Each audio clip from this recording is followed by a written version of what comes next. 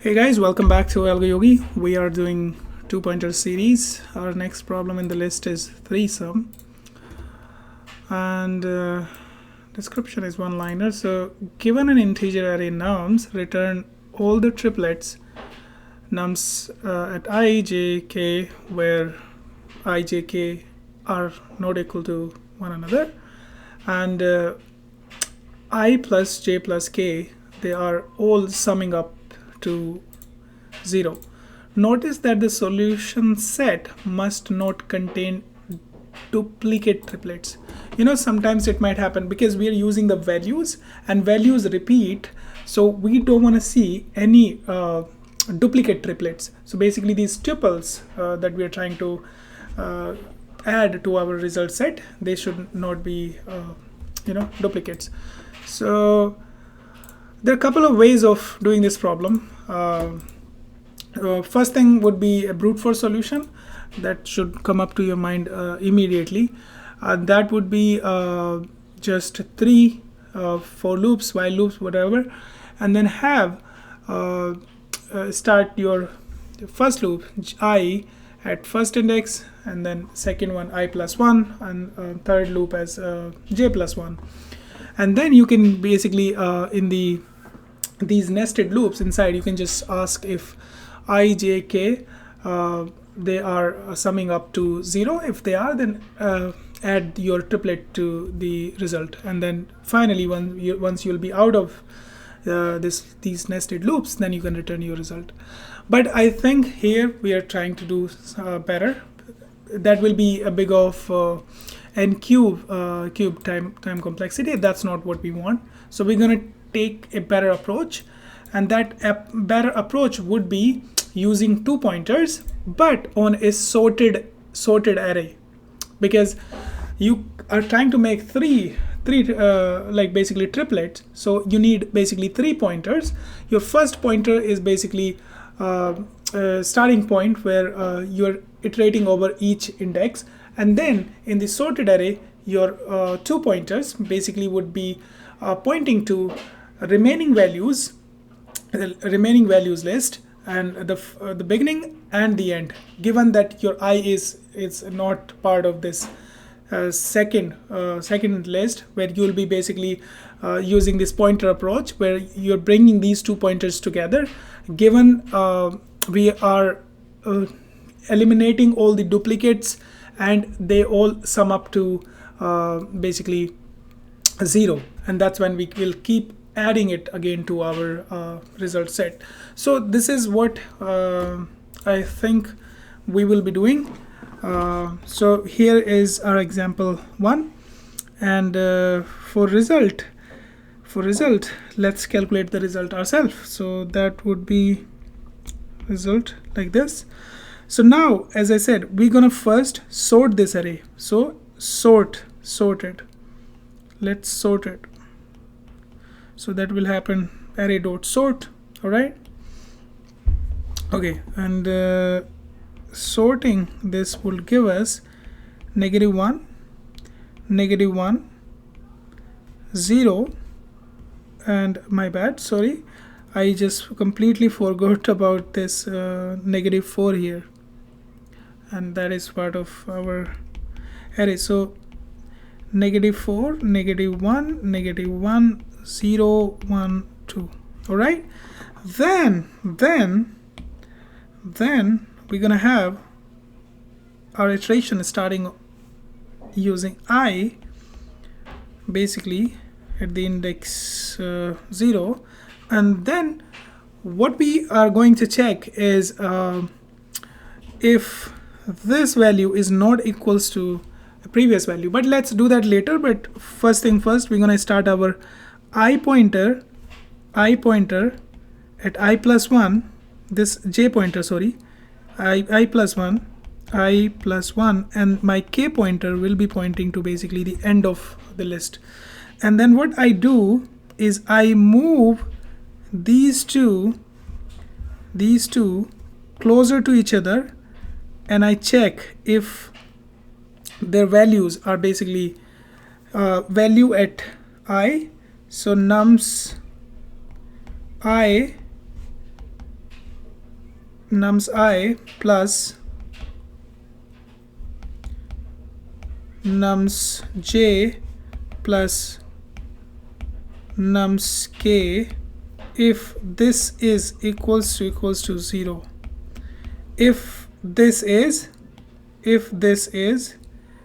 then I would basically add that to my result. I can have result over here and I will add that to my result. Otherwise I will check if this is greater than 0.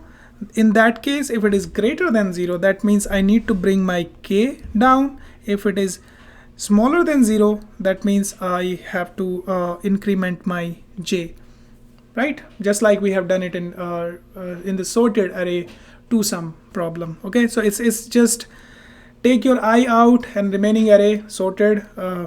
Just apply this two-sum concept where you're trying to find these two values that basically sum up in combination with I, where I is pointing to, and they equate to 0. But there are a couple of edge cases that we need to keep in mind. That would be, and this will bring down the time complexity to big of n, and space complexity would be basically, I don't think we're using any space, so that would be big of 1. Sorry, time complexity big of n square, and space complexity we are storing our results, so I think that would also be whatever is the length of our array, so we can just say it n because we're storing the result array. So now edge cases, we were going to talk about the edge cases, and that would be we don't want any repetitive values, right? So given this example, I'm going to clean things up so that we understand about this portion. So let's clean it up. So let me have my result. So result is, first thing first, I check if this -4 and if -4 is the I, then any two values from here combined with -4, they're giving us solution. No, they're not. So what I'll do is I'll move my I to next, and then my j will start from here and my k will be here, and then I'll check if -1, 0 and +1, they are giving me my answer, 0 and +1. So that's my answer 1. That's my answer 1. But if you see that I also have answer -1, and then this -1 and 2, this is also my answer. This is also my answer. And again, what I have is I have this -1. So I can basically choose any of these and these two. So that makes hard for me to decide which one to basically choose, which -1 to choose from here. So that's why what I'll do is I'll keep a check whenever I'm starting this iteration with j and k, to check if my I is equals to, if I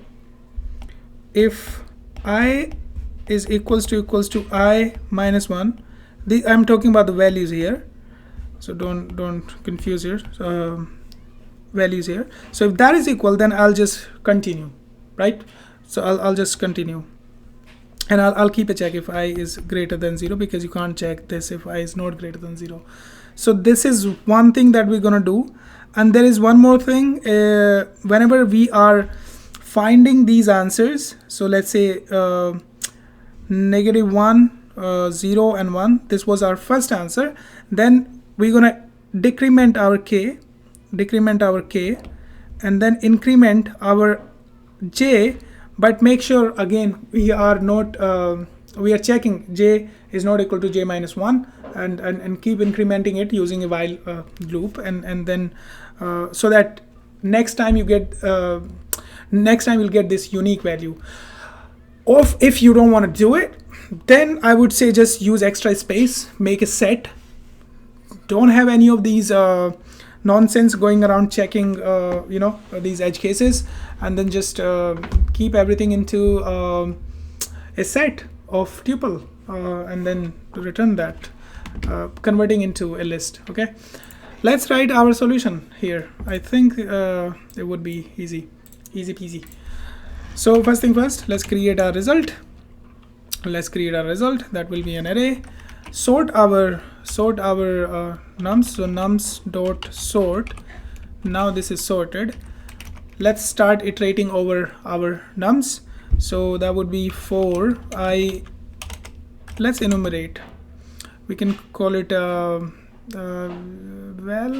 let's just call it val. Sorry, in enumerate nums.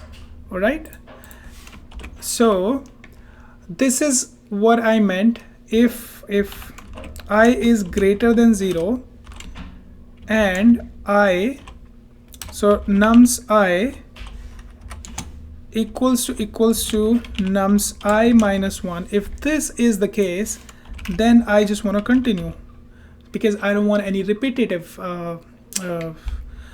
triplets. Okay, so continue. So this is just for finding the unique values, right? Okay. Otherwise, let's have j pointing to I plus 1 and k pointing to the end of the list, which will be length nums minus 1.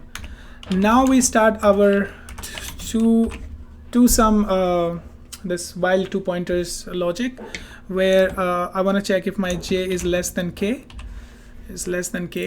and then let's have sum calculated, which will be val that comes from the ith pointer plus nums j, and then I have nums k. Okay, so if my s is greater than 0, if it is greater than 0, that means my greatest value needs to come down, so that we can basically, after adding it, we can get closer to 0 or maybe equal to 0. So what I'm gonna do is I'm gonna decrement k by 1. L if I'm gonna check if my s is lesser than 0, that means it's not equal to 0, and the value needs to be where sorry j is pointing, that needs to increment, because our values are sorted, right? So what I'll do is I'll increment my j by 1. Okay, otherwise I found these were equal to 0, right? If none of these matched, that means they were equal to 0. So that means what? That means I will append to my answer. So res dot append, and it's gonna be this, but let's separate them by delimiter comma. Okay, so now what? Now we need to these two pointers, I is used and j and k are used, right?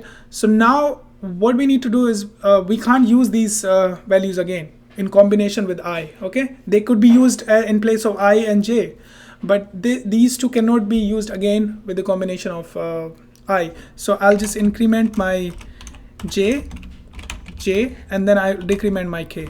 Okay, this is one thing. Then I also want to do this particular thing over here.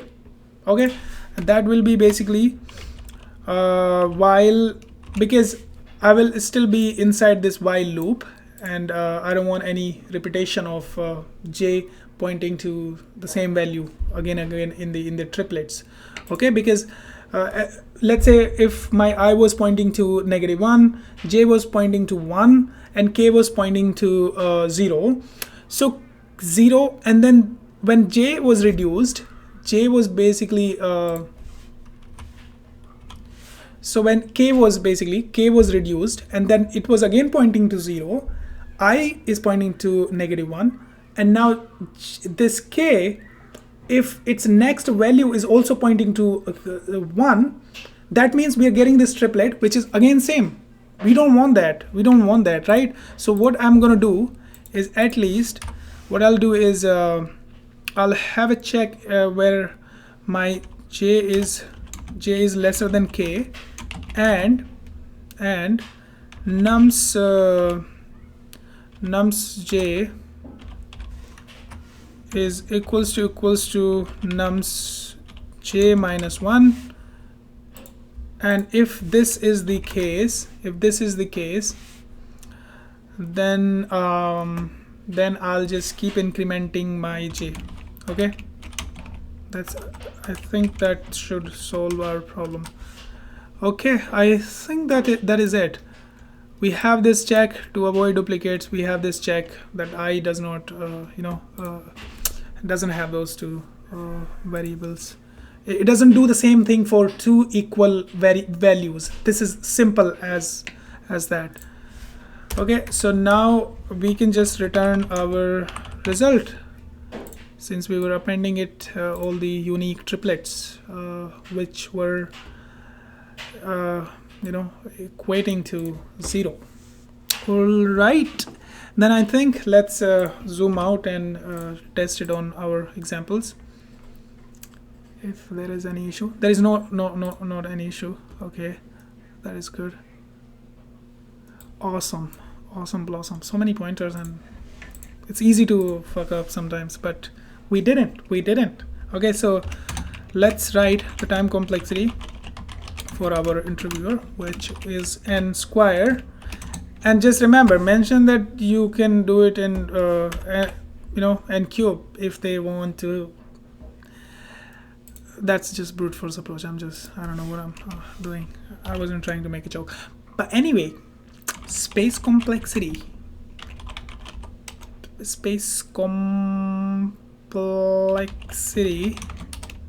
we're also a big of fan, not also, but big of fan, and that too just although it wouldn't be, because we are choosing triplets, and those triplets will not ever be equals to the, but you know what, those triplets could actually equal to the length of the array if we are choosing 3 separate triplets, like 3, just there is this nums array, 3 values, 3 values, 3 values, 3 values, and they are all perfectly arranged as such that they're all making this unique values pair, which are summing up to 0. All right, enough explanation. Okay, let's go to AlgoYogi, mark this one solved. Oh my god, why is it unchecking? All right, see you guys in the next problem. Until then, bye bye.